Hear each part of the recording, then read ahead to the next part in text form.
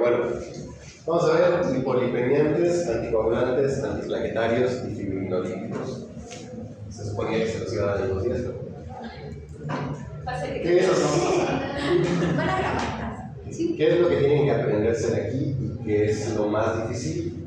Los nombres, porque pues o se parecen o son rarísimos nombres, o los mecanismos de acción. Eso es prácticamente lo que les van a preguntar, ¿va?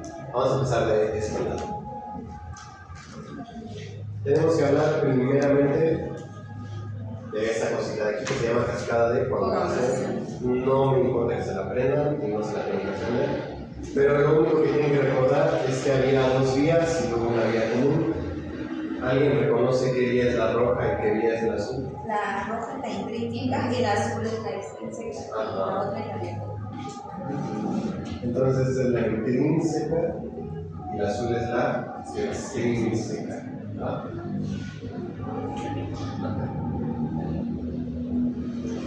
Ahora, esto funcionalmente no es muy importante, pero es fácil para representar dónde actúa cada factor. Entonces la vía intrínseca viene dentro del vaso sanguíneo. Eso creo que ya saben que no aplica en la fisiología real humana, pero bueno. En teoría pasaría dentro del vaso sanguíneo. Esto es cuando se expone la colágena que recubre al vaso sanguíneo, y esto es al final. ¿Cuál es el objetivo final de la cascada de coagulación? Formar, ¿qué cosa? Fibrina. Esa es la clave. Y tienen que saber que la fibrina también se llama factor 1. ¿Por qué? Porque si en el examen les ponen factor 1 y no saben qué es eso, pues ya vale mal. Igual que el factor 2, que es la trombina. ¿Vale? Entonces tienen que saberse de memoria que factor 2 es trombina y factor 1 es fibrina, porque no es que sea pregunta del examen, pero en las preguntas del examen pueden poner cualquiera de esos nombres. Entonces, si no se saben, para hacer. Ahora, ¿para qué me interesaría anticoagular a una persona? Si tiene una hemorragia y lo anticoagulo, ¿qué le va a pasar? Entonces,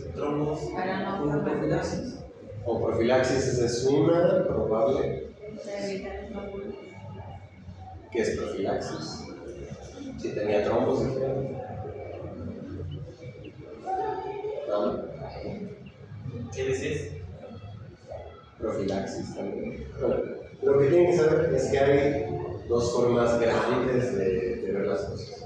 Una es como profiláctico, que está muy bien. ¿Profilaxis de qué? De eventos cerebrovasculares, de infarto, ¿qué cosa? Aguda de miocardio y un montón de otras cosas. Y la otra razón sería deshacer un coágulo que ya existe, ¿no?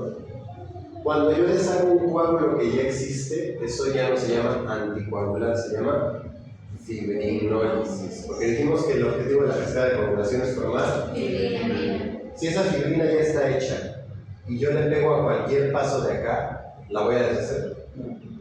No, le tengo que pegar directamente. Entonces, lo que tienen que entender es que la diferencia entre un fibrinolítico y un anticoagulante o antiplaquetario es que el antiplaquetario y el anticoagulante previenen la formación de coágulos y los fibrinolíticos deshacen coágulos que ya existen. ¿Ok? Bien. Vamos a empezar con el primer fármaco. El primer fármaco que tenemos que entender es la heparina y la enoxaparina. ¿Cuál es la diferencia entre estas? Ya se las debieron haber dicho.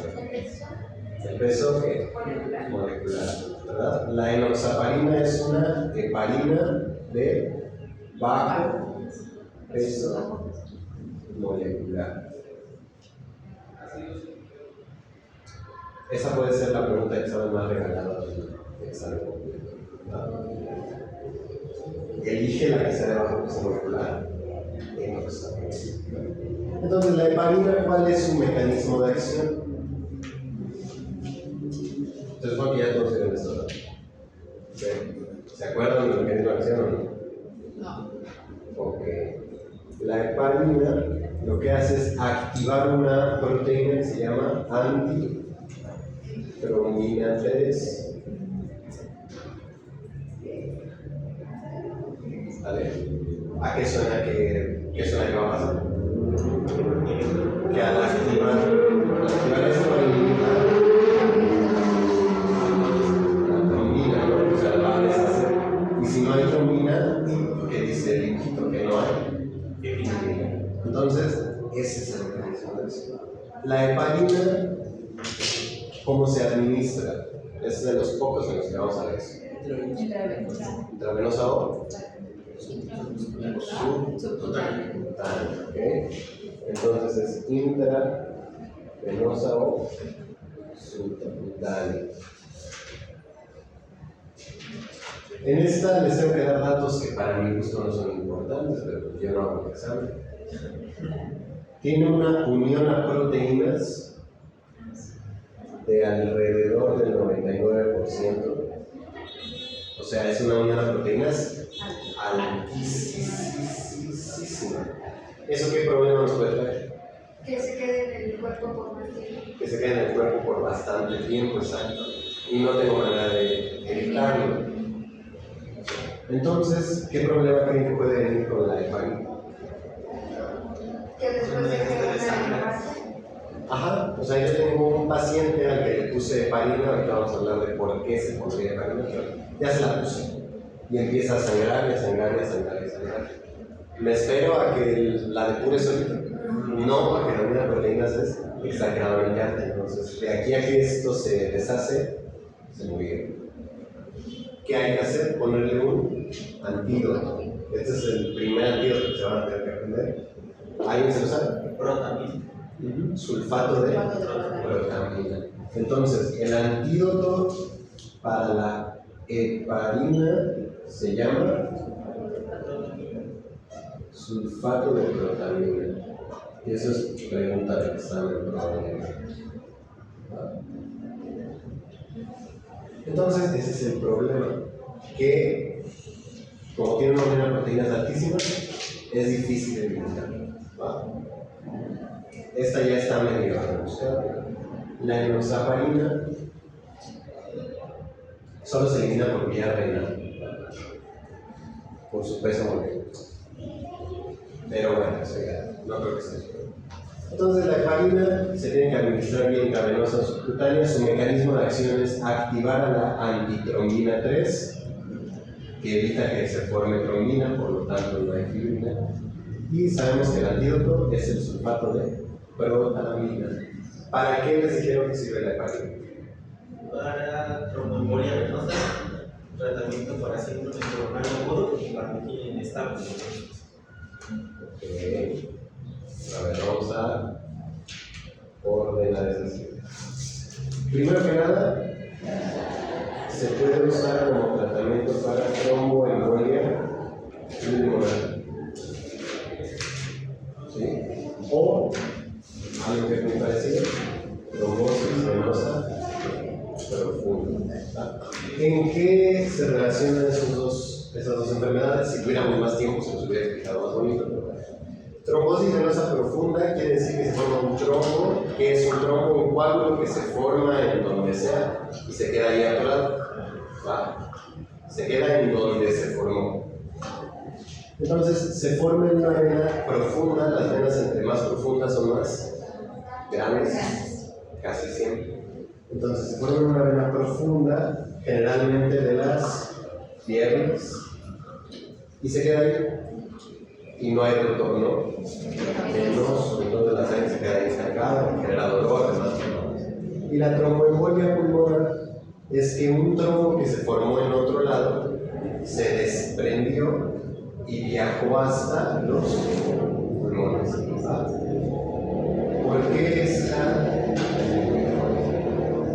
¿Por qué una se llama trombosis y otra tromboembolia? ¿Cuándo es un émbolo y cuándo es un trombo? Émbolo es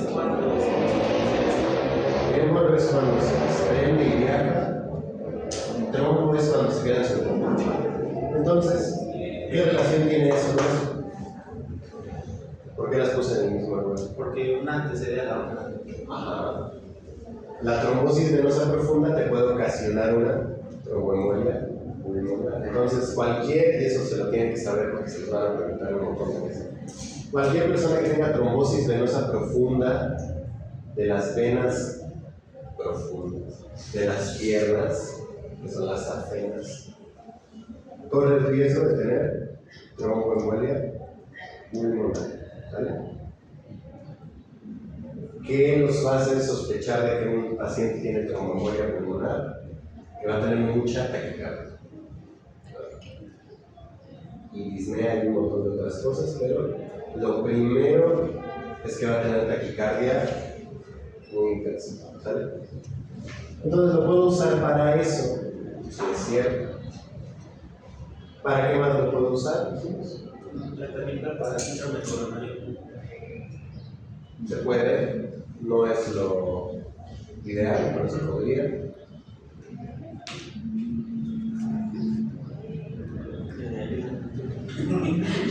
Y lo podemos usar previo a no, porque si le das heparina a alguien y luego lo operas, ¿qué le haces? Entonces, previo a anticoagulación oral. ¿Por qué digo anticoagulación oral? Porque dijimos que esta siempre va a ser parenteral, ¿no? Intravenosa o subcutánea. Entonces, pues ya vieron que no es mucho de cada fármaco, ¿no? No hay mucho problema. Hasta ahí no creo que tengan ninguna duda. ¿Qué efecto adverso tiene? Ya lo dijimos. Y todos esos tienen el mismo, no se puede equivocar. ¿Qué anticoagulantes orales, ya que hablamos de esto, existen? Existen estos muchachos de acá, que son los Oxaban y Dabigatran, ¿vale? Los nombres están medio feos, yo sé, pero para que se acuerden de qué hace cada uno, la vida nos dio una herramienta. Estos dos, ¿qué tienen en común en el nombre? La X, Saban, que debe ser Saban. La X. ¿Qué van a hacer? Inhibir al factor 10. Entonces, la X va con el factor 10 que se escribe X. ¿Sale? Eso es lo que hacen estos de acá. En cambio, el Dabigatran y todos los que acaban en Gatran van a pegarle al factor número 2. ¿Okay? Entonces, la herramienta para que no se vayan a equivocar de mecanismo de acción es la X. Acuérdense, X de mecanismo de acción, y este, pues ya no me queda, ¿no? Hasta ahorita no hemos metido ninguna cosa que no sea factor 2 y factor 10. No hemos metido ninguno de los otros, entonces en el examen van a venir todos estos y ninguno va a ser correcto. Tiene que ser este. No hay pierde. Esa anticoagulación oral sí se puede utilizar de muchas maneras, para muchísimas cosas. Pero ¿para qué saben que se usa la anticoagulación oral? Fibrilación. Fibrilación auricular. Para trombosis venosa. Fibrilación auricular, le vamos a poner un asterisco porque hay mejores. Entonces, fibrilación auricular, sí. También se puede usar para estos. Trombosis venosa profunda T. ¿Cuál es el asterisco que hay que tener en consideración de esto? Si yo tengo una persona que tiene trombosis venosa profunda o sospecho que tiene trombosis venosa profunda, ¿qué será mejor? ¿Ponerle un medicamento intravenoso o ponerle un medicamento oral? ¿Sí? Trombosis venosa profunda con alto riesgo de tromboembolia pulmonar. ¿Qué me conviene? ¿Intravenoso? Oral. Es para que Intravenoso porque es rápido, ¿verdad? Exacto. Entonces, casi siempre voy a empezar con estas de acá. ¿Cuándo voy a empezar a usar estas? Cuando digo el riesgo no está tan alto, se puede ir a su casa, a lo mejor no lo recupera, se puede ir a su casa y se va a estar tomando estos. ¿Por qué? Porque si yo lo mando a su casa y le digo que se inyecte heparina, ¿qué le va a pasar? Una de esas se corta, se Lo más probable Vale. es que se va a morir y no está en un hospital. Entonces, si no está en un hospital, sale. ¿Quién lo va a poder salvar? Nadie. Ay, De todos. Era el señor. Y ahí es donde entra esto, ¿sale? Cuando una persona se va a iniciar en este tratamiento, no lo puedo mandar con el tratamiento directo. ¿Por qué? Porque los medicamentos por vía oral necesitan, ¿qué cosa? Necesitan tiempo, o sea, necesitan tiempo por lo que acaban de decir. Necesitan tiempo para actuar y no puedo darme el lujo de perder tiempo, ¿estás de acuerdo? Sí. Entonces, tengo que darle primero algo inmediato, generalmente por 3 a 5 días, y después ya lo meto con anticoagulantes orales. ¿Ok? Ahora, algo interesante que también me hubiera gustado explicarles mejor, pero vamos a hacerlo rápido. ¿Por qué fibrilación auricular? ¿Y qué es fibrilación auricular? Es una disfunción en la acción de la aurícula, prácticamente se queda como en un Como punto no tiene medio. mucho movimiento. Ajá, como en un punto medio, como así. Tiene mucho movimiento. No tiene mucho Dice movimiento. que era como. No puede Está contraerse bien. correctamente. Ajá, no se puede contraer bien. Sí. No se puede. Fibrilación auricular tiene que ver con ¿cómo se llama esta cosa? El sistema de conducción del corazón. ¿Va? ¿Quién es el marcapasos del corazón? El nodo singular. El nodo sino qué. Auricular. Entonces eso me da la clave, ¿no? El nodo sino auricular es el que marca el ritmo. En la fibrilación auricular lo que pasa es que ese nodo sino auricular empieza a perder la noción de cómo tiene que latir, a qué frecuencia tiene que latir. Entonces el corazón empieza a latir rápido, rapidísimo. ¿Qué va a tener el paciente? Taquicardia, pero no exagerada. O sea, es estúpidamente exagerada. A lo mejor no es tan marcada en cuanto a los latidos que uno puede contar, pero sumado a la taquicardia, la aurícula, solo la aurícula, sí está haciendo lo que dicen ustedes. ¿No? O sea, sí está haciendo esto, está como medio temblando. ¿Cuál es el problema de eso? Que no permite llenarlo completo o sobrellenarlo. No tanto. O sea, ¿por qué le doy anticoagulantes? Porque se forman trombos. ¿Por qué?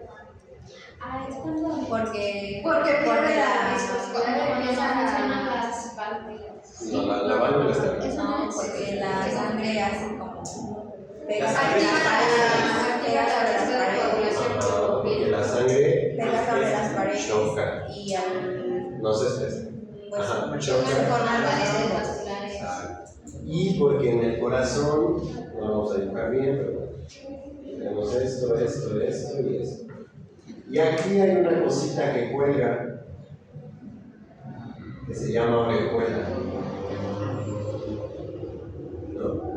Esa orejuela es como una bolsita, entonces cuando hay fibrilación auricular, la sangre viaja, y como el corazón está latiendo muy rápido, y acá está como gelatinoseando, la sangre se empieza a acumular en esa orejuela, se acumula, y cuando la sangre se estanca en algún lugar que se forma.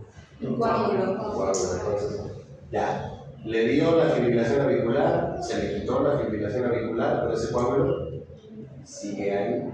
Entonces, cuando se despegue, ¿qué va a pasar?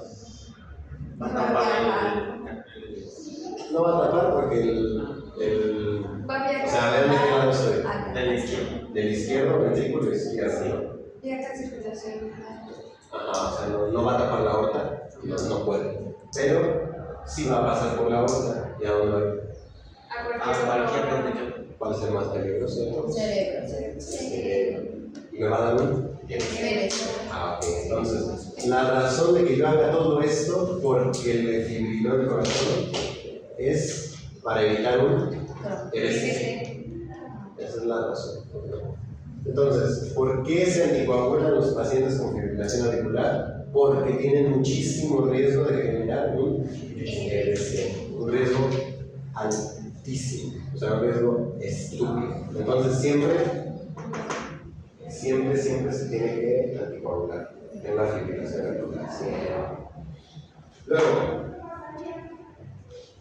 el último que nos faltaría, esto lo comparten los dos. Efectos adversos, sangrado. La warfarina, ¿cuál es el mecanismo de acción de la warfarina? Está regada.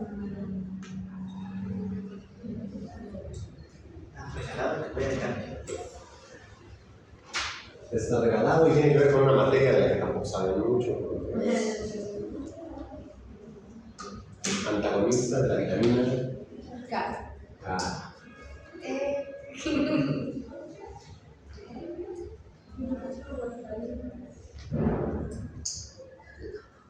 Entonces es un antagonista de la vitamina K. Muy bien. ¿Qué factores dependen de la vitamina K? Se los puse de color. No. Entonces, el factor 9, el factor 10, el 2 y el 7, todos dependen de la vitamina K. Entonces, si yo bloqueo todos estos pasos, no se va a formar ¿qué? Fibrina. Es lo que yo quería, ¿no?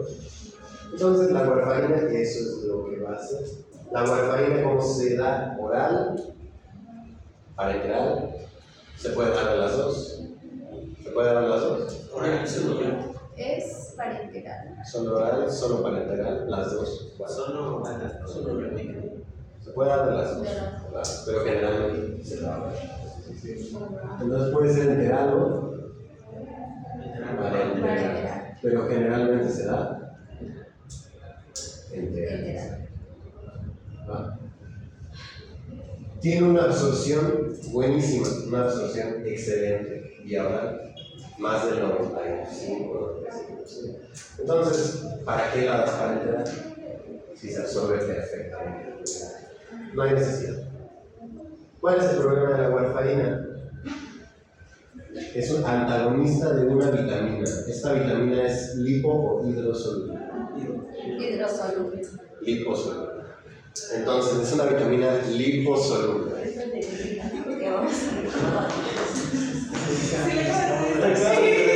Sí. ¿Cómo es una vitamina liposoluble? ¿Dónde se almacena? En el hígado. ¿Eso qué quiere decir? Que cuando yo doy el medicamento va a empezar a actuar, pero mis reservas ¿qué? Mis reservas todavía están activas, intactas. Entonces, la warfarina, ¿cuál es su problema? Que se tarda mucho tiempo en hacer efecto. ¿Qué harían ustedes si van a empezar warfarina en una persona? ¿Le dejan 5 días en los que la warfarina no va a hacer nada? ¿Qué harían? Ajá, le das heparina Y después. mientras ya empezó la warfarina, para que esos 5 días estén cubiertos por la heparina. Lo mismo que acá, ¿vale? Entonces, esa es la warfarina. ¿Qué otra desventaja tiene la warfarina? ¿No es la que todas pueden desplazar? No, o sea, ahí se interactúa con muchos fármacos. También tiene alta afinidad a unas proteínas. Esas son También. warfarinas. Pero una desventaja que tiene que ver con Nutri. Es un antagonista de la vitamina K, por lógica, que no debería hacer el paciente. Coagulación. Es una vitamina. ¿Qué no le queda? ¿Qué no debe de hacer el paciente si estoy antagonizando una vitamina? No debe suplementarse y no debe consumir cosas ricas en vitamina K. ¿Qué alimentos tienen también? No. Es garbanzo, Estamos soya, mal. lácteos, queso, ¿cómo se llama? ¿Dijo queso? Y me lo dijo, no me dio la tarea. Queso. Pero dijo que el que tiene más es el garbanzo. El garbanzo. A mí me encanta. Ahí va. Ahí va, ¿eh? No,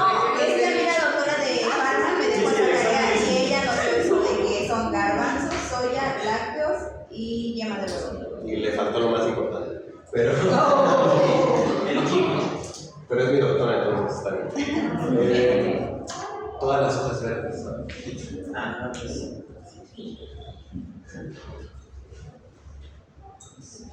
¿Vale? Entonces, una persona que toma warfarina no debe de comer espinacas, ni acelgas, nada verde. ¿Por qué? Porque tiene mucha vitamina K. ¿Ok? Que si eso tiene vitamina K, pues sí. Pero ¿qué es lo importante? Las hojas verdes. Y eso es básico, ¿eh? O sea, si conocen a alguien que toma warfarina, que yo espero que no debe de comer hojas verdes. No porque sea un efecto adverso o porque le vaya a pasar algo, pero porque su tratamiento no va a ser efectivo. ¿Ok? ¿Preguntas hasta ahorita? ¿No? ¿Para qué se usa la warfarina? Para lo mismo que hemos estado viendo. Además de que la warfarina, y esto es importante porque es la única que se usa para eso, la warfarina la toman de por vida las personas. Las personas. No. Jamás, ¿eh? No, eso no. Las personas. Tampoco. Las personas que tengan una válvula cardíaca, obviamente, prostética.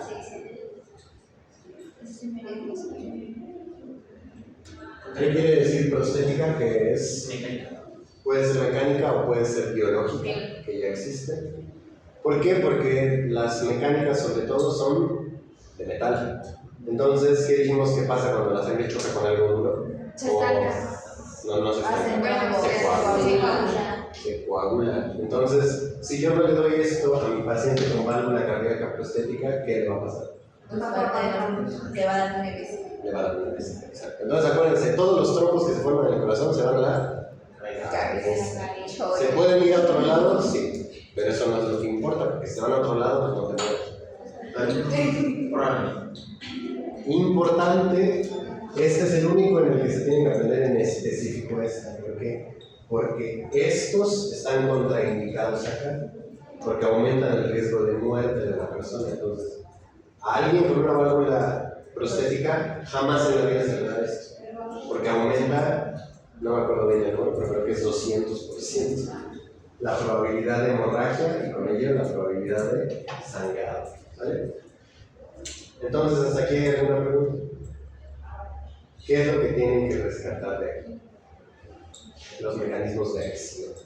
Les van a preguntar mucho de esto, mecanismos de acción. ¿Por qué? Porque en efectos adversos, ¿qué les pueden preguntar? El único, ¿no? Sangrado. Trombocitos.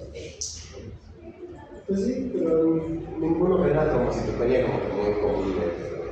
¿Qué es lo que todos generan? Sangrado.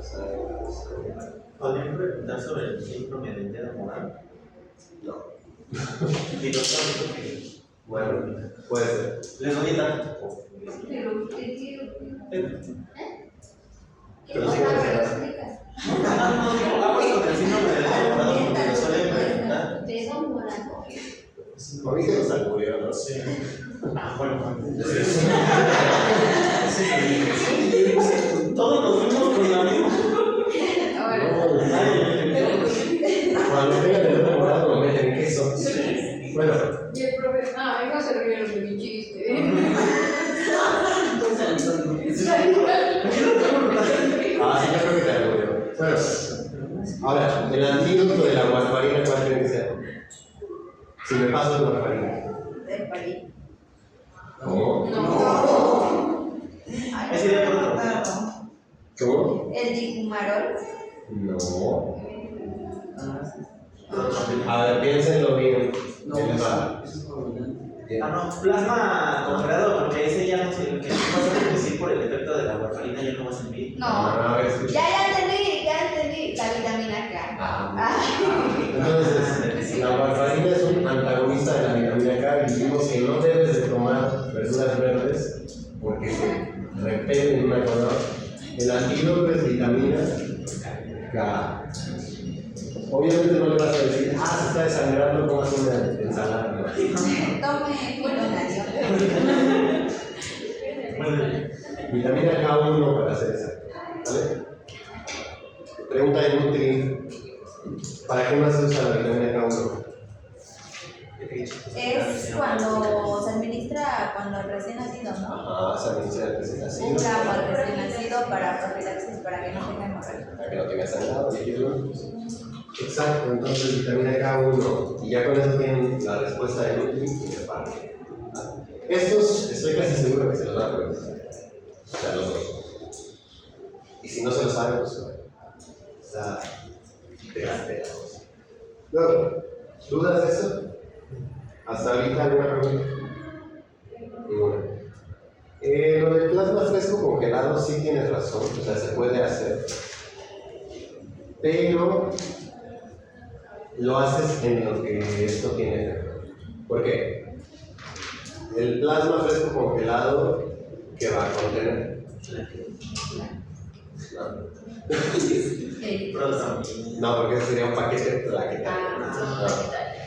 El plasma que trae en sí, Electrolitos, plasma. que me va a ayudar a que no se me desangre la persona. La que está sangrando. Está sangrando y no son plaquetas. ¿Qué trae el plasma?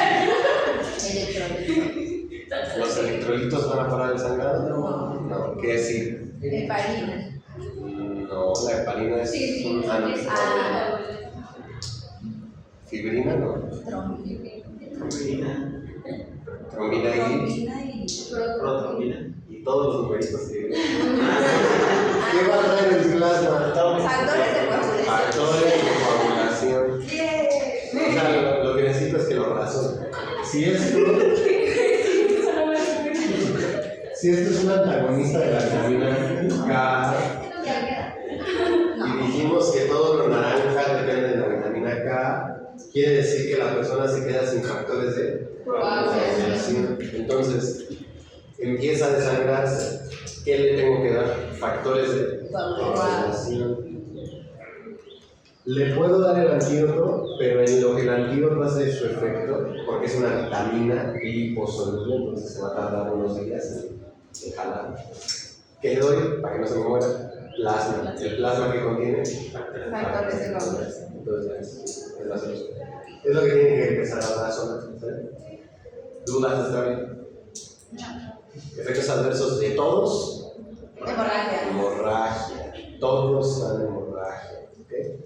Ahora vámonos con los antiplaquetarios. ¿Va? Estos son anticoagulantes porque juegan en la cascada de coagulación. Los antiplaquetarios juegan con las plaquetas. ¿Sale? Y no es difícil porque el efecto adverso es exactamente el pinche mismo. Tenemos cuatro que son importantes. ¿No? El más famoso de todos, ¿cuál es el antiplaquetario más famoso de todos? Ácido acetilsalicílico.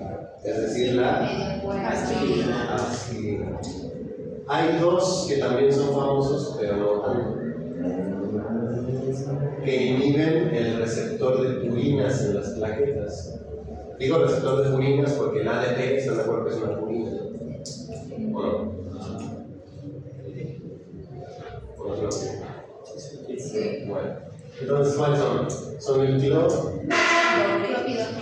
clopidogrel, Basugrel, todos los que acaban en grel, Tisagrelol, Ticagrelol,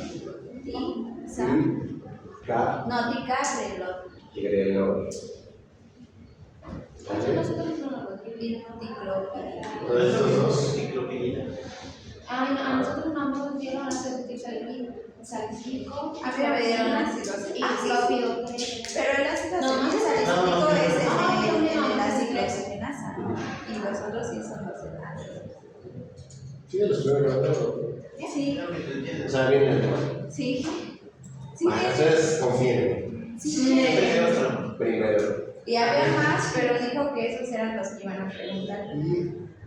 Sí. Y el último es el que bloquea el receptor GP2B. La lipoproteína 1B2A. Abexima. No, F final. Absixima. Absixima, ¿no? Sí está culero pronunciar. ABC-ixima. Abscima. Entonces, esos son los 4 que quiero que se aprendan, que son los importantes. ¿Va? Ácido acetil salicílico, clopidogrel y carelol. ¿En qué nos vamos a fijar? El ácido acetil salicílico inhibe una enzima que ustedes ya se deben de saber porque es del dolor. Bueno, tiene que ver con el dolor, no es del dolor. Es la COX-1. ¿Okay? La ciclooxigenasa 1. La ciclooxigenasa 1 se ocupa para sintetizar ¿qué cosa? Tromboxano. Y la plaqueta tiene receptores de tromboxano para poder agregarse y activarse. Entonces, al yo hacer esto, evito que la plaqueta se prenda, por decirlo así. ¿Okay? También tiene receptores purinérgicos que detectan el ADP. Esos receptores son bloqueados por 2 tipos de medicamentos. Todos los que acaben en OBL, el prototipo es el clopidogrel y otro es el ticagrelor.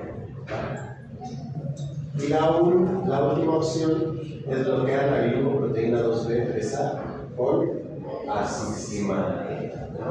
O ariximab, no sé, pero no sé cómo quieran, nadie usa eso. Entonces, esas son mis 3 opciones. ¿Cuáles son los 2 que se tienen que saber para la vida? Ácido acetil salicílico y clopidogrel. Datos que tenemos que conocer. El ácido acetil salicílico tenemos que comprender perfectamente que su efecto antiplaquetario es a dosis bajas. ¿Okay? Cuando subimos mucho la dosis, en vez de ser antiplaquetario se vuelve procoagulante. ¿Por qué? Porque esto ya es medio oficio. Si se acuerdan, el endotelio producía prostaciclinas que evitaban que las plaquetas se peguen a él. Las prostaciclinas también vienen de la COX. Entonces, aumento mucho la dosis, hago que el endotelio ya no produzca esas prostaciclinas y las plaquetas empiezan a pegar. Y dijimos que la sangre, cuando se golpea con algo, entonces no es lo que queremos. ¿Qué más tiene el ácido acetil salicílico? Que tiene un mínimo efecto inflamatorio, ¿no? Porque es COX.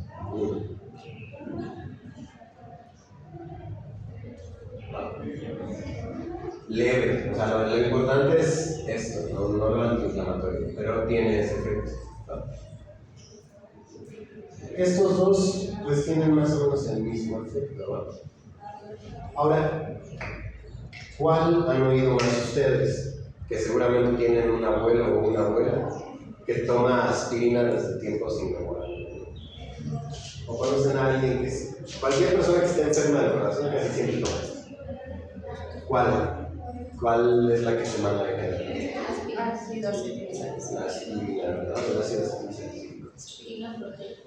Si ustedes leen el Goodman, que lo dudo. Cuando me dan Cuando vengan a hacer la tabla de medicamentos. Si ustedes leen el Goodman, van a leer que el Goodman dice que el clopidogrel es más efectivo que el ácido acetil salicílico. Y sí es cierto. Pero lo que no dice el Goodman es que el clopidogrel es 20% más letal que el ácido acetil salicílico. ¿Por qué si el clopidogrel es mejor no se usa tanto? Porque aumenta el riesgo de muerte. De muerte. De muerte, no de hemorragia, de muerte. Eso es importante.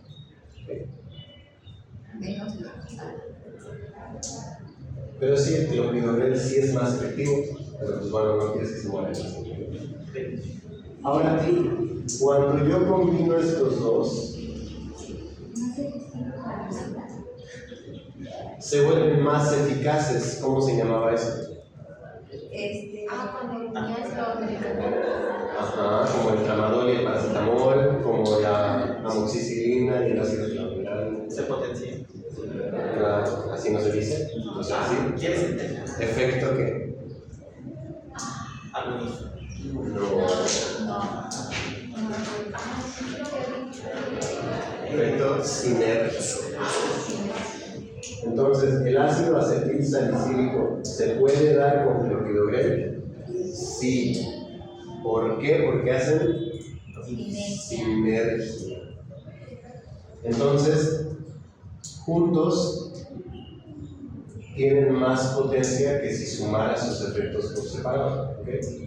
Lo que alguna vez les decía de que 2 más 2 diera igual a 7, ¿no? O sea, el efecto de este más el de este da un efecto muchísimo más alto de lo esperado.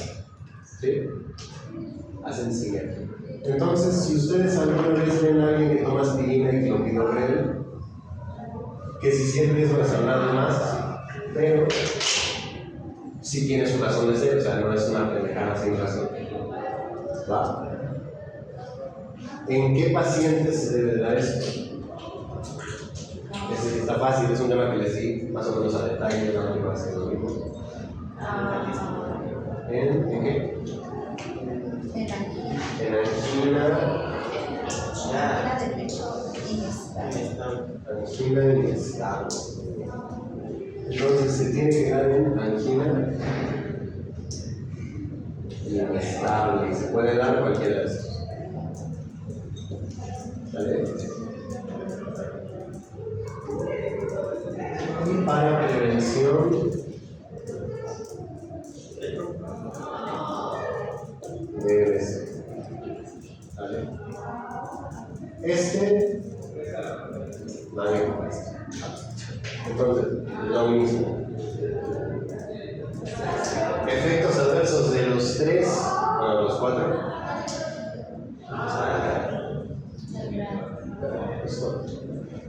No hay pierna. ¿Sí? Ninguno tiene otro efecto así como que importante. Y por último, que no está apuntado, los fibrinolíticos. Los fibrinolíticos, ¿cuáles se saben? ¿O no saben ninguno? Que también se vale, ¿no? Ya estamos aquí. Estreptocinasa. Reteplasa, alteplasa. Y los nuevos, los más modernos, son tenecteplasa y alteplasa, ¿no?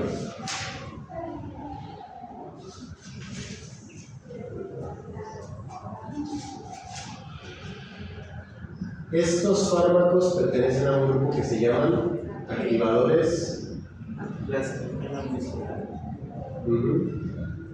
de plasminógeno.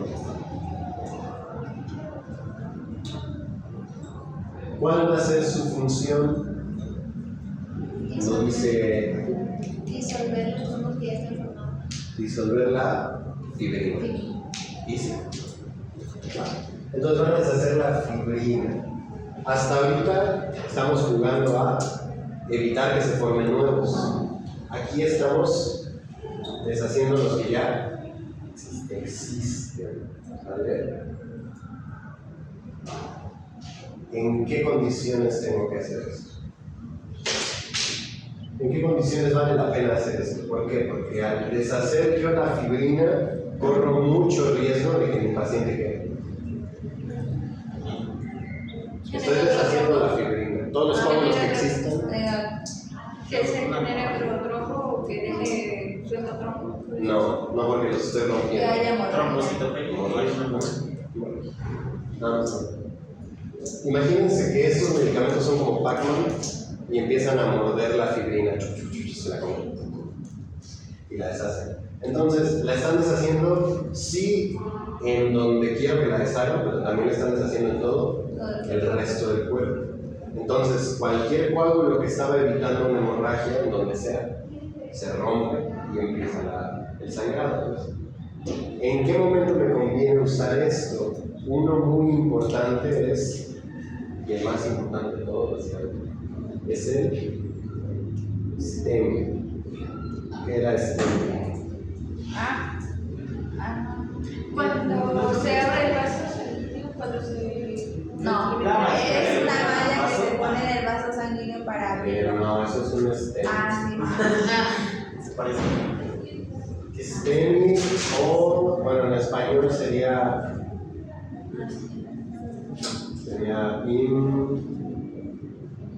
IMEST, no sé. Bueno, quiere decir infarto al miocardio con elevación De segmento de Entonces, ¿cuándo se usan los fibrinolíticos en el infarto al miocardio? No, en el infarto con ST elevado. También con embolia pulmonar o solo en... También se puede hacer en tromboembolia y en el T. Si el ST no está elevado, esto está contraindicadísimo. ¿Va? Entonces, solamente, bueno, esa clase está grabada, está muy bonita, muy detallada. Lo pueden revisar. Entonces, si el ST no está elevado, jamás le pueden dar fibrinolíticos, porque es más el riesgo de que lo maten al riesgo de que lo ayuden. ¿Va? Entonces, infarto con elevación del ST. Este es el tratamiento que le va a salvar la vida. ¿Va? Si tiene elevación del ST, no se vale que le den aspirina y que con el peor, ¿no? ¿Va? Tienen que darle un fibrinolítico dentro de las primeras 12 horas. ¿Vale? Eso es importante. Ahora, Perdón, ahí entraría donde supuestamente la hora dorada, que no solo serían de 4 a 6 horas o sería hasta las 12 horas. después de las 12 horas ya no sirve para nada. El tiempo ideal es menos de 3 horas. Pero sí, o sea, si llega a las 12 horas ya no importa que se lo ponga, ya valió. ¿Es a morir? No, pero ya no vale la pena. O sea, ya el riesgo de sangrado rebasa el riesgo de ayudarlo. ¿Sí? O sea, como son medicamentos que muy probablemente van a hacer que la persona sangre, tienes que valorar ¿lo va a ayudar más de lo que lo va a chingar? ¿Sí o no? Si ya pasaron las 12 horas, ya no le estás ayudando nada. Nada más estás haciendo que se te desangre, porque sí. Gracias. Y si ya pasan las 12 horas, solo tienes que meterle un catéter y lo destapas, ¿no? Si es que tienes. Y ya. ¿Alguna pregunta de eso? ¿No? ¿Sí? Digo, ahorita digo, espera. Mañana. Y bueno, en el temario no viene, pero existen medicamentos que también son procoagulantes. ¿Vale? ¿Por qué querría un procoagulante? Por si esta madre ya se desangró. Para poderlo sacar, Para que no se desangre a una persona. ¿Ok? El medicamento que se usa para que no te desangre se llama ácido tranexámico. En químico lo van a ver, pero bueno, que sepa lo que es. Vale. Para que no te desangres a la persona.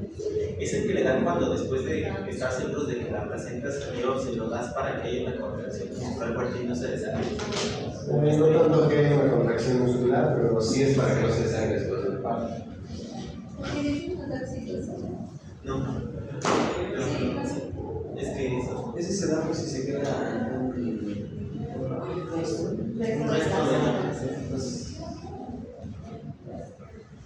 ¿Qué te vas a acordar?